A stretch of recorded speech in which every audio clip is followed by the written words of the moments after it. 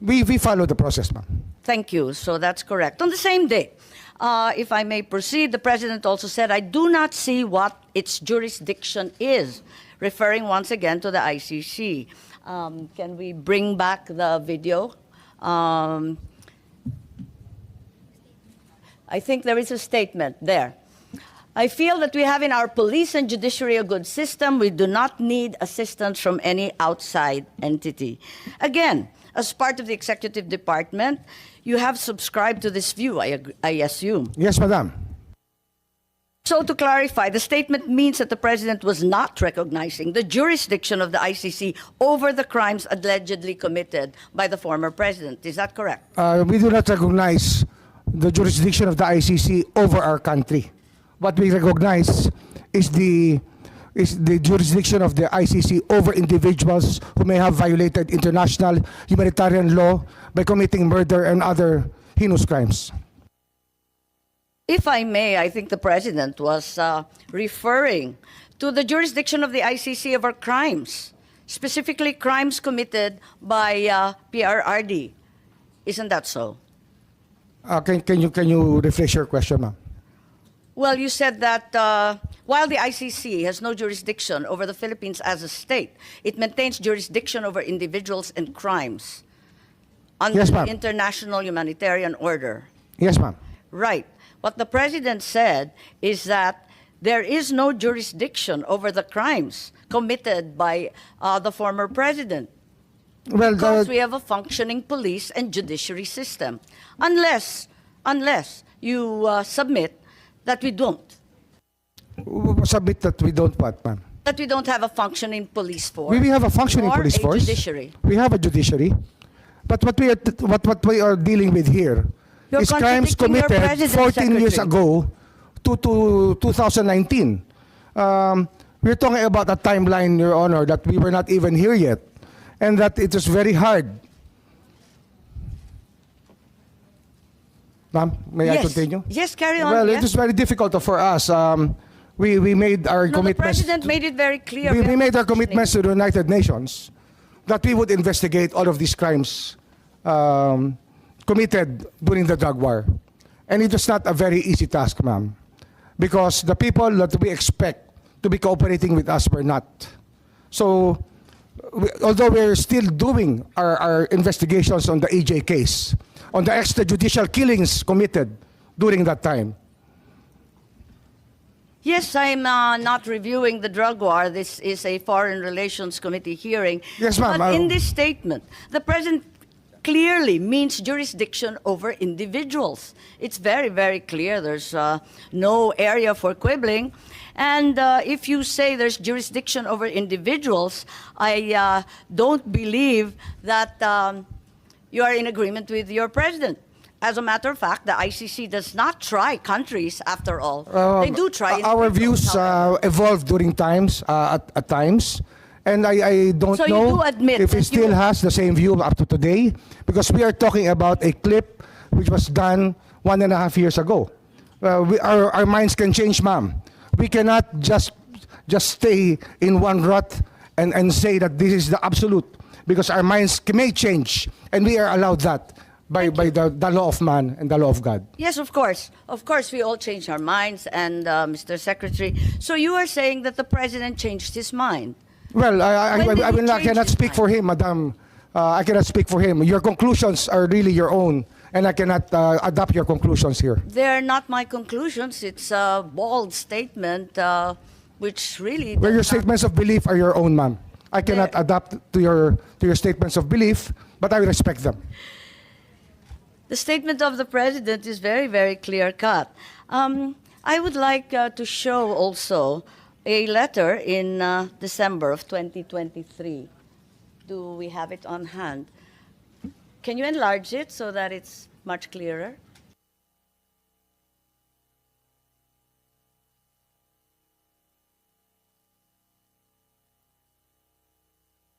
Okay. On screen is a letter dated 15 December 2023 addressed to Vice President Sara Duterte, where the President says that the jurisdiction of the ICC over the Republic after the effectivity of its withdrawal is very much in question, and I'm certain that all the members will echo my views on the matter. Would you like to comment? Anyone would like to comment on the said letter? Is it correct that if this was in fact a work in progress, as stated by Secretary Remulla, as of 15 December 2023, all the secretaries and undersecretaries already holding such positions at that time also viewed the ICC as having no jurisdiction over the country, as stated by the President himself in the letter? We did not assist the ICC, ma'am. We continued with the very tenor of the letter, that we did not assist the ICC. We never had contact with them. We'll While go the there. investigation that they conducted was through their own methods, and we did not in any way assist them. As said in your letter, we cannot. It's we not did my not. letter, sir, it's the President's. It's a president's letter. We did not assist them. I think that's not the question. My question is simply to say that as of that date, all those in the cabinet were in agreement with the President's statement. Is that correct, Secretary Teodoro? As of 15 December. Ma'am, the President's statement is binding, and I defer to Secretary Remulla that we did not, that no government agency, the DND, never cooperated with the ICC as in accordance with the statement. Okay, and are there any other secretaries who'd like to verify that? We have Director Anyo, Director General Anyo, I believe you are cabinet rank as well, and the NSC sits with the President. Is it correct to say that everyone maintained the same position?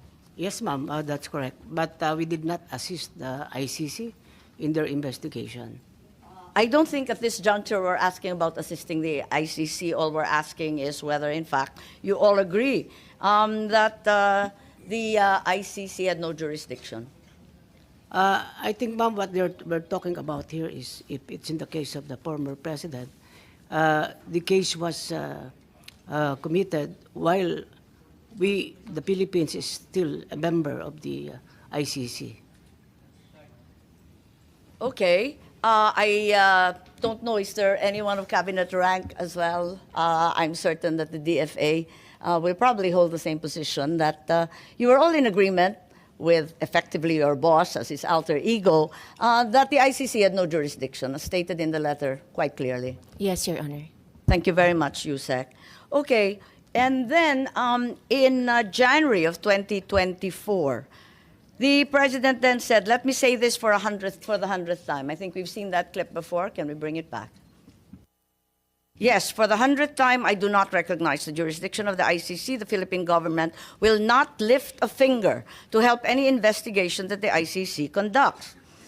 So, at the risk of really belaboring the point, may I confirm is the DOJ, at least as of early last year, was of the stance that ICC had no jurisdiction and the Philippines would not lift a finger, in the words of the President. ICC never does not have jurisdiction over the Philippines, Your Honor.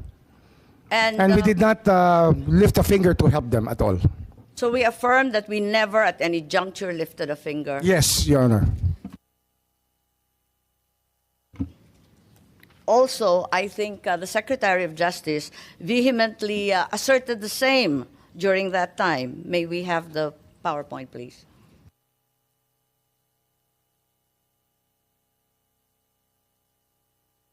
Are these your words, Secretary? Yes. Those are my words. Right. And there is no jurisdiction, and we have an inherent right to determine our own legal framework and address internal matters. Yes, Your Honor. So also there is an assertion that our justice system is robust and functional. Your words, sir. Yes, Your Honor.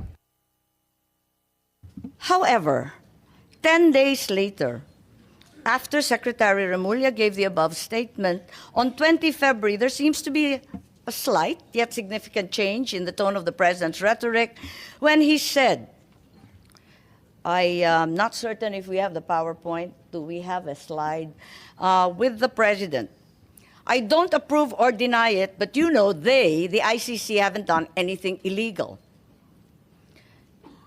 We will do something about it. We are an open country. Maybe clarified as to what the president meant, given that there seems to be a determined change in attitude, that in fact we are an open country. And until they being ICC, do something illegal, wala siyang gagawin para hintuin sila. Parang naiba ang usapin. I will have to ask what question was asked of the president before I make any response because I do not know what context the president said those words. I think it's not unclear. Hanggang may gawin sila na illegal. May I ask the PNP, the DFA, anong ibig sabihin if they do something illegal? Na nanghimasok sila, na may ginawa sila sa Pilipinas. Maybe I can answer that better, ma'am. An example would be to take an oath of somebody within the Philippine legal system. They are not allowed to do that. Okay, so until such time as they do something illegal, like requiring an oath of someone being entirely unauthorized as foreigners, is that your meaning? Yes, ma'am. Okay. Does this mean that the Philippine government was allowing the ICC to enter and investigate, provided they did not amount to any illegal action? Nobody ever identified themselves as the ICC when they entered our country, if ever they entered our country. So we did not allow them, if that is the only meaning of your question, we did not allow them as we did not know any entry of any ICC person in the country. The president's statement seems to suggest otherwise. We are an open country. So Yes, it ma'am, but we could suggests not- that there in fact were others coming through.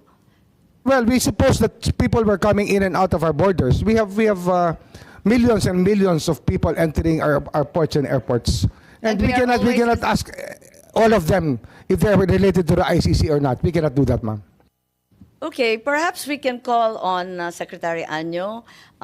Did you have any information that, in fact, the ICC had resumed its investigation? Because clearly there is a pivot in the president's statement.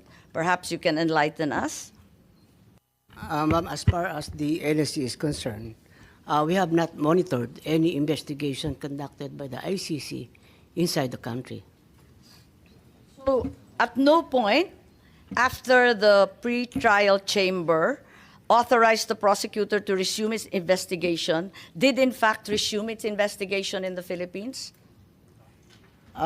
We don't have any information that they conducted an investigation here, but probably in Bakit their own nabanggit ng base. Pangulo na meron ng possibly illegal entry and that in fact they were welcome since we were an open country? Ano kaya ibig sabihin nun? Ma'am, may I? Yeah, may I refer to the DOJ, ma'am? Yes, please. Yes, ma'am. It's really important that we know the context by which the president gave the statement. If we do not know the question, we cannot understand the answer. I think that it's very basic, ma'am. Yes, and we're all subject to the media. I just found this through the media. I am not aware of any specific or special context. My understanding is that it was an interview, as is usually given by public officials. Yes, ma'am, but it's usually the context by which we are asked a question that we give an answer. So unless we hear the exact question that he was asked, we cannot give you a complete answer to this question, ma'am. Perhaps this will be clearer. November 14, 2024, the president was quoted as saying, if that's the wish of Duterte, we will not block the ICC. We will not just cooperate. I think this requires no context. It's pretty straightforward and direct. Well, we also want to know his response to what stimulus, because if there's a question, we want to know. We still want to know the question. Simply, he was asked if he approved of the presence of the ICC in the Philippines. There seemed to be some awareness in the public and in the media that the ICC was already here. So they asked the president, what do you think? And he said, we will not block them. We will not just cooperate. There's clearly a change in tone and in order.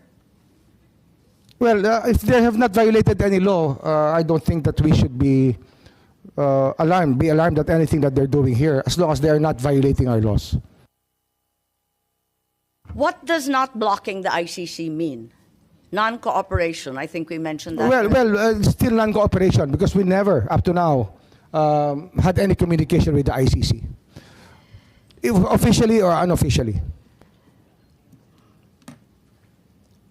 Again, I remind you of the President's statement earlier, will not do anything about the ICC as long as they don't do anything illegal. Isn't this tantamount already to blocking the ICC and not cooperating?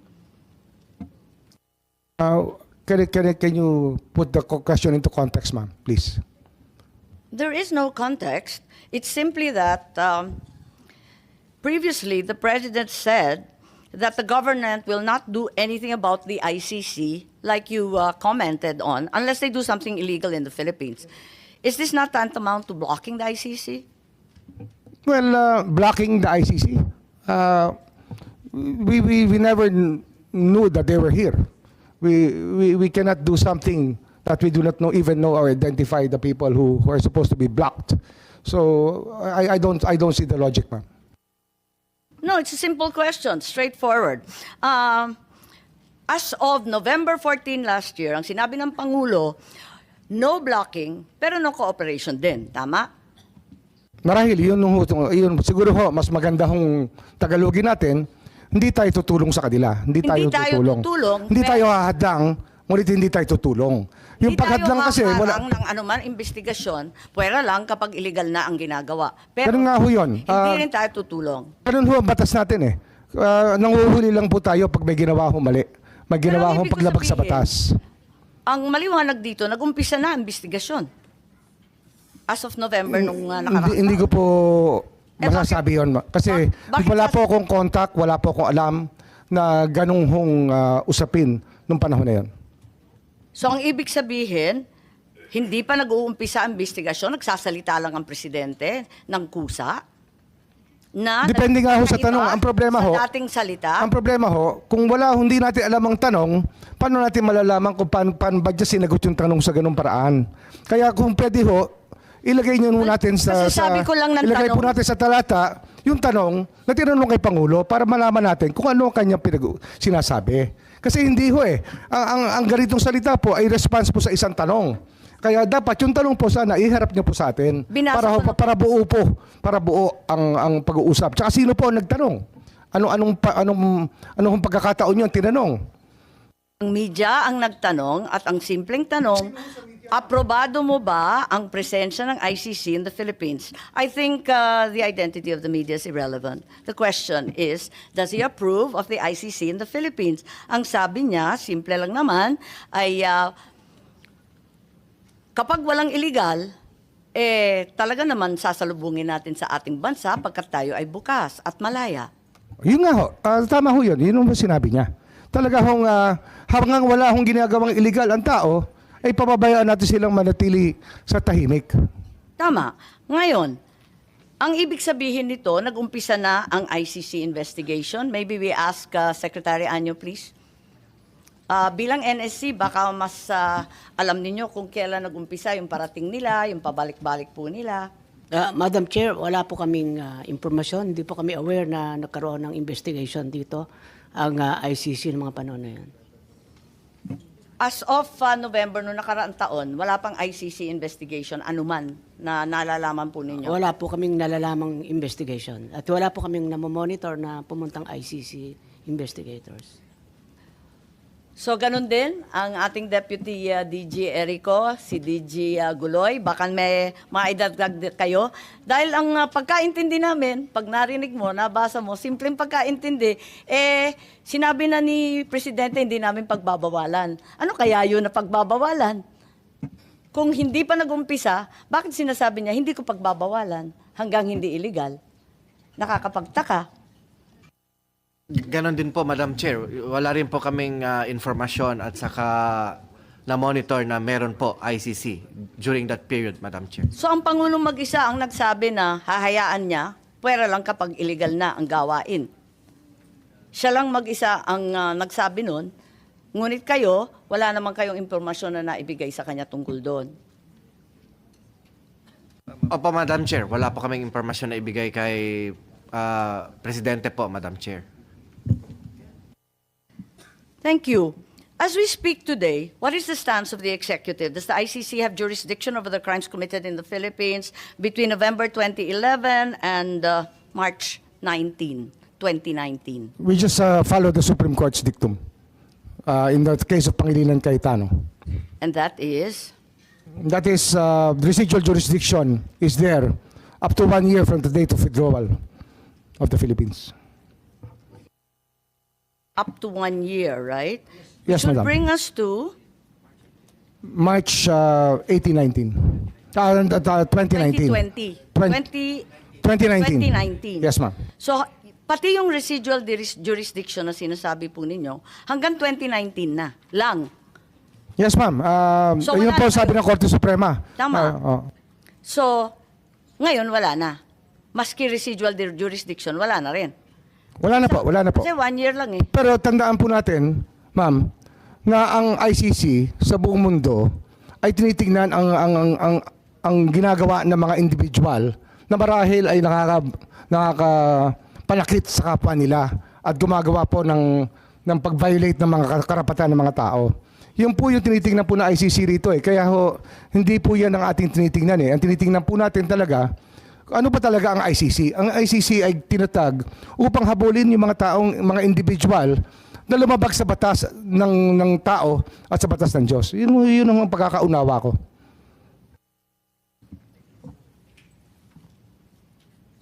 Kung yung ICC may jurisdiction at hindi pa nag-umpisa ng anumang investigasyon nung nakaraang taon, nung Nobyembre, anong ibig sabihin ng presidente nung may pagbabago? Nung sinabi niya na hindi tayo hahadlang, pero hindi rin tayo magko-cooperate. Ba't niya sinabi yon? Biglang iba na ang tono, biglang nagbago. Kayo nga nagsabi, dapat talaga nagbabago ang palaisipan ng tao. Ganun po talaga dapat ho. Hindi tayo, hindi natin itataga sa bato ang pwede ho maging hindi totoo. Siyempre natututo tayo sa Po, habang panahon. oo, natataldahan po tayo. Taon. Oho. Tama. So, ang ibig sabihin, ang Pangulo, nagbago rin ang palaisipan. Marahil po.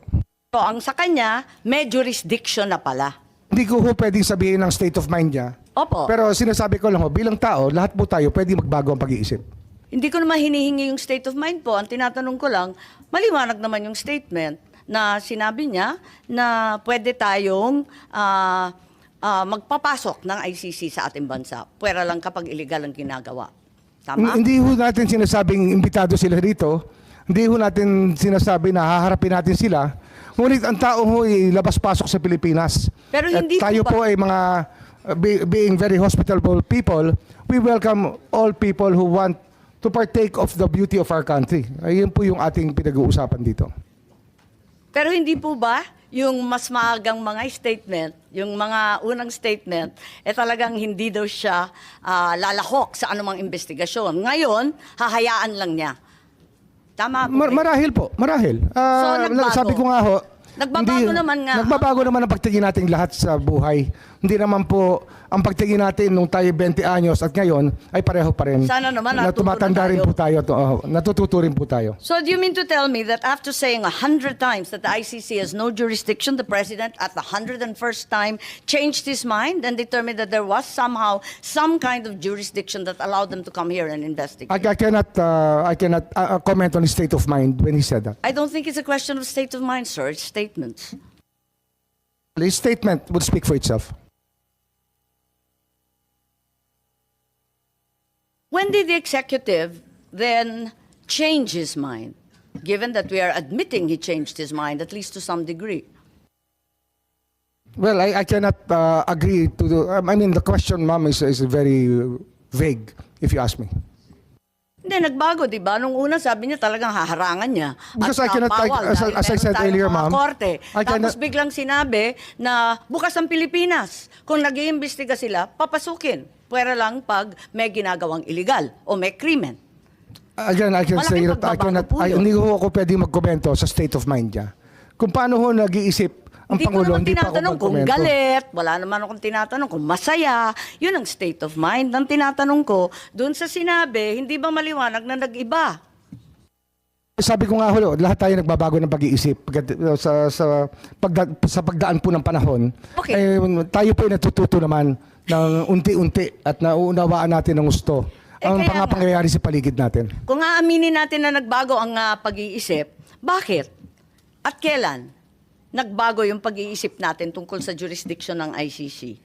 Bakit? At meron bang dahilan? Baka may alam ang DND, baka may alam ang NSC, para maintindihan natin kung saan na tayo ngayon. Kasi tayo ay nag-iimbestiga in aid of legislation. Gusto ko malaman saan ba tayo patungo. Ano na ba ngayon? Palibasa, eto nga, admitido natin, nagbago. Kung nagbago, saan na tayo ngayon? Siguro po yung pag-unawa po ng ICC jurisdiction. Kasi nung nag-aapela pa tayo sa ICC, na sinasabi natin na hindi tayo saklaw dito. Marahil yung isang paghising natin sa katotohanan na ang hinahabol ng ICC ay hindi naman bansa, ngunit individual. Marahil yun po yung pag-unawa na nagbago sa ating lahat. Kasi hindi naman po estado natin ang hinihimok ng ICC, kundi po yung mga individual dito na nagkasala at yung naging biktima po ng mga krimen at ng mga pamilya po ng mga biktima ng mga pagpatay nung panahon na yun. Okay. At sabihin natin may limited cooperation sa ICC. Sabihin natin, nung 13 November, si ASEC ES Bersamin pala, ay nagsabi that if the ICC refers the process to Interpol, which may then transmit a red notice to the Philippines, the government will feel obliged to consider the red notice. Parang may ganon, may statement ba dyan? Yung kay ES Bersamin. Alala ko po yung statement na yun. Panaalala po Opo, niya. opo. Oo. So, yung pagbabago ay malinaw. Kasi pati si Executive Secretary, diniin na nagbago nga talaga. Tama po ba? Kasi sabi niya, lalo kapag may pulang notisya. Marahil ho, dahil ito sa mga karanasan natin sa mga nakaraang buwan na tumutulong po ang Interpol sa ating bansa. Kaya ang paggalang natin sa Interpol ay ganun-ganun na lamang. Hindi po natin pinababayaan na magkasamaan ng loob sa Interpol sapagkat sila po ay ating inaasahan sa maraming pagkakataon. Tama, talagang lumalahok tayo at umaasa sa Interpol. Ngayon, nung January, kayo po nagsalita. At tatanungin ko kung tama po ba to. At sinabi na the Marcos administration ay uupo kasama na ng ICC. Talagang uupuan na natin to discuss certain areas of cooperation. So, hindi na no cooperation, no blocking, no limited. At tatalakayin ang ibang mga areas kung pwede, kung saan pwede makipagkaisa. Tama ba yun?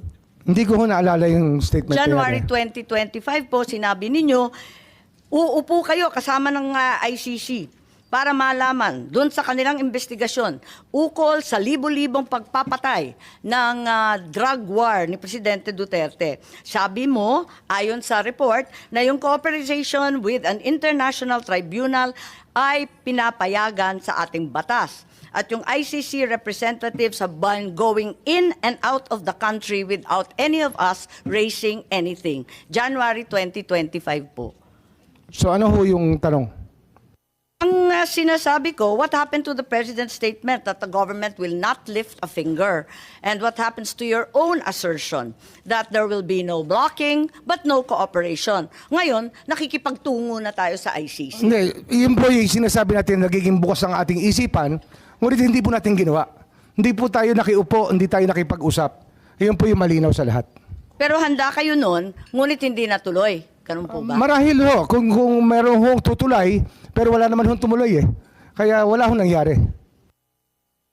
Pero meron rin kayong sinabi that the ICC representatives as of January 2025 have been going in and out. Labas-pasok sila sa ating bansa. Hinahayaan lang natin. Hindi ko po hindi ko ho alam yung pagpasok at paglabas nila. Meron po Wala ho akong kaalaman sa pagpasok at paglabas. Marahil sa kanilang pag-iimbestiga, labas-pasok sila rito. Ngunit wala akong nagsasabi sa akin na ICC po yung labas-pasok dito. Wala Pero, pong akong report sa immigration. Wala po akong report sa Sinabi po ating ninyo. Kayo po nagsabi, kaya ako nalaman na may ICC representatives na labas-pasok dito sa ating bansa na hindi tayo umaalma, hindi tayo nagrereklamo. Yun na ang pagkasabi po ninyo. Ang sabi nga namin dati pa, kung wala ho silang nilalabag na batas, ay malaya po silang maglabas-pasok sa ating bansa. Katulad po ng kahit sino pang turista o sino pong nais bumisita sa ating bansa. Iba po yung pakay ng turista, iba naman yata ang pakay ng kinatawan ng ICC. So, nag-iba na talaga. Sa bandang January ng 2025, hinayaan na natin sila na lumabas-pasok dito sa ating bansa. Ganun po ba? Hindi po wala tayong hinahayaan, hindi lang ho tayo nagtatanong kung hindi natin tinatanong ang lahat ng labas-pasok dito kung sila po ay ICC. Pero Kasi nga sa dami po ng labas-pasok sa atin, hindi po natin tinatanong. So hanggang Enero nitong taon talagang maliwanag na labas-pasok na yung mga ICC. Ano? Hindi ko po alam wala pa akong personal knowledge. I can only speak from personal knowledge. Narito kasi sa Philippine Star at sinabi na I know that as anecdotally from people I know from the human rights community, they've been in contact here. May mga nagkikwento po na may kausap silang ICC. So alam po Ngunit- ninyo.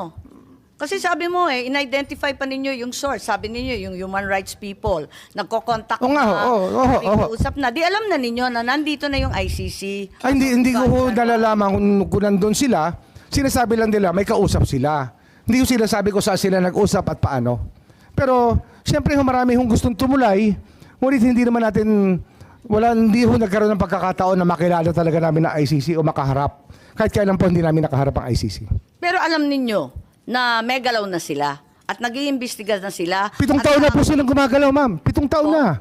Hindi naman ngayon lang yan 7 years ago, the ICC was already investigating what happened during the drug war. What happened 7 years ago? Parang nahinto Bakit sinabi natin na hindi na tayo Yun lang po yung aking recollection kung kailan sila nagsimula. Parang 2016 nga, baka 9 years ago pa. Sinimulan na po nilang bantayan ang ating drug watch, yung ating drug war, nung nagsimula po yung patayan. Pero matibay ang ating kalooban, matibay ang paninindigan natin na hindi natin natutulungan at talagang tututulan natin pagkat meron tayong sariling pulis, may sarili tayong mga korte. Ang liwaliwanag nun. Opo. Bago lamang... Meron po tayong panahon na binabantayan nakaraang dito. taon. May panahon po tayong binabantayan dito. 2016 hanggang 2019, ay doon po ang kainitan ng drug war. At ito po, ang dami ho lumalapit sa aming opisina, humihingi ng tulong na maimbestigahan yung magpatay kung kani-kanino na lamang.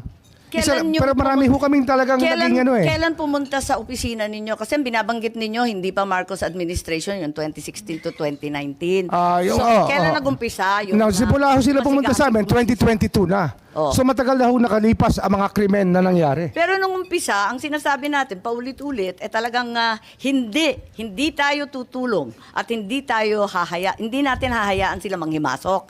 Maybe we can ask Secretary Anyo, sorry, kumakain po kayo, violation na naman ng human rights po to.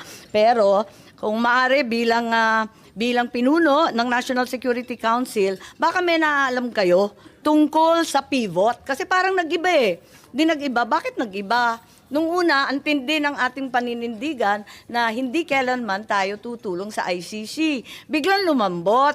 Nahahayaan natin pag pumasok sila. Tapos, pagkatapos nun, meron ng statement, uupo tayo. Kung may mamamagitan, pag-uusapan kung saan tayo pwede tumulong. Meron ba kayong alam, Secretary Anyo? Kasi maraming nagsasabi na kayo daw ang dahilan kung bakit nagbago ang isipan ng ating administrasyon. Madam Chair, palagay ko po ay walang basis po yung ganong klaseng allegation sapagkat ito po ay legal na usapan at hindi po kami nag-focus sa legal na usapan sapagkat ang sa amin po ay on the lens of national security. Tapos wala rin po kaming na-monitor na pumasok dito ng mga ICC investigators nung sinasabi ng mga panahon na yan. So wala kayong alam tungkol sa pagbabago ng isipan at polisiya ng ating administrasyon?